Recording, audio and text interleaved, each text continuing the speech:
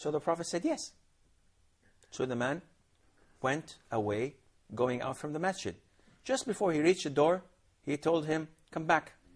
So the blind man came back again. So the Prophet asked him, can you repeat your question again? So the man repeated the same question again. So the Prophet asked him, do you hear the adhan? Can you hear the call for prayer?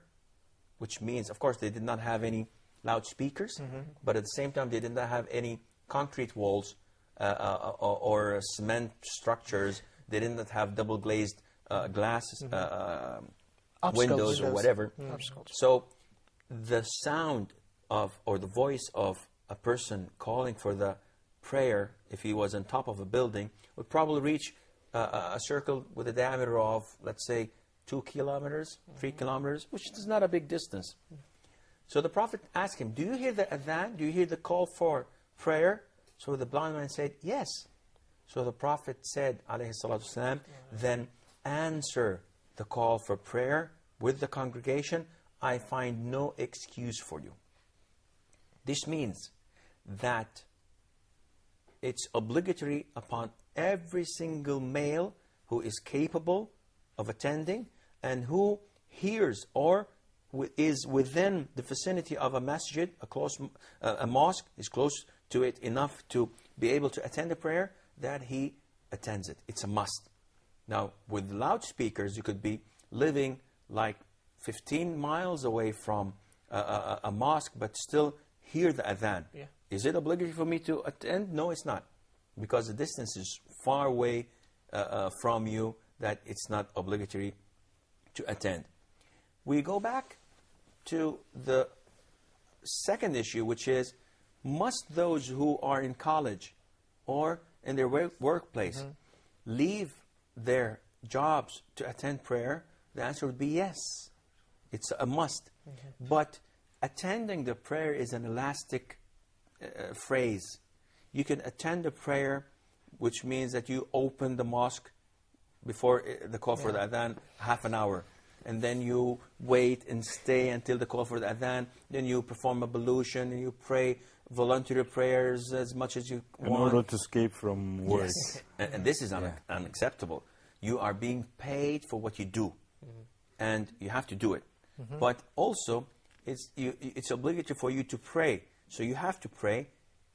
The thing that is obligatory upon you, if your boss, if your management allows you to exceed 5 or 10 minutes, which is the usual stuff, then okay, it's understandable that you pray, take a break, 20 minutes break for prayer. But more than that would be an exaggeration, and it would not be for the sake of prayer. There was something I wanted to ask concerning the dress or the clothing that you wear when you go to prayer. Is it different when you're in congregation or when you go to the mosque than when you pray at home? That's okay. Regarding the dress code, there is something that is the minimal acceptable level, and there is something that is preferable. So the minimal accepted level is that you cover the areas where you no other person could see. And this is in the case of necessity. If someone was stranded in the desert and he has only enough piece of cloth to cover from his belly button to his knee, this is what he should cover. Now he can pray and his prayer is accepted. But this is the necessity. It's for necessity. This is the minimal acceptable. Now, can I go wearing this or wearing whatever to the mosque to pray? The answer would be no. Because mosques should be respected. Therefore, you should dress normally. And this is minimal. You're not supposed to put on a 3-piece suit to pray. No, just wear your normal, casual clothes, providing that they do not break any dress code in Islam, in the sense that it's not see-through, it's not tight, it's not imitating the non-Muslims. So if you wear your normal suit and go, this is okay. If you wear your trousers and a shirt, it's okay. Now, if you wear pajamas and go to a mosque to pray, this is accepted, but it is not highly recommended. Because you would not go to meet a minister or a VIP wearing this. So the least you would do is to be properly dressed. But you were saying that there's the least and there's like the optimum or something. The optimum is the more you give attention to your prayer by, Dressing in a nice way. So the Prophet ﷺ used to put perfumes, used to dress neatly, and used to pray. But he would not have something specially for prayer except for Eid festival, which is, we have 2 festivals during the whole year, yes. Or in Friday prayer, which the congregation is our weekly celebration. Every Friday, the noon prayer, Friday prayer, the Prophet used to have a special dress, a special garment for that. And when you're at home? You can wear whatever you want, but again, Coming back to Abdullah's question, if you want to have the submissiveness and concentration in prayer, imagine yourself praying with your pajamas or with your thobe, sleeping garment.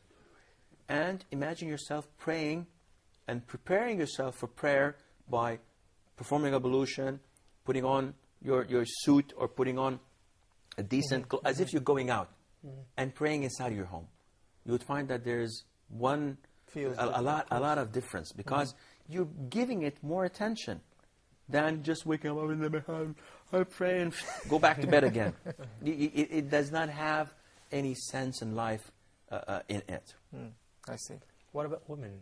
For I see girls who wear trousers and don't cover their hair, but when the prayer is called for, they pick up a scarf and hide and cover the hair and pray in their trousers. What's the ruling on that? Their prayer is not acceptable. It's not accepted. The situation is not acceptable simply because women must cover their entire body. And unfortunately, trousers do not. So when they bow or prostrate, their thighs, their back would appear. And this means that as if they're not wearing anything, so this is not acceptable. Even for men, if they're wearing tight trousers and they pray and their awrah, their private area that must not be seen is exposed in size, not in the flesh, then again this is not acceptable. For sisters, they have to cover their whole body with this garment or scarf, that and most Muslim sisters are used to this, and that's where they're doing. And that's that again, that's wherever they're praying. Whatever they're praying, whether they're praying home or they're praying in public. And this brings us to a question that a lot of the sisters might ask, saying that, okay, I cover my hair, cover my body if I'm praying in public, if I'm praying in front of men. But what happens if I'm praying home in my own room, no one is watching? Why should I cover my hair? We say that this is Allah's ruling. She says, this is not logical. I said, okay, then undress and pray nude. Would this be acceptable? No, this is too much.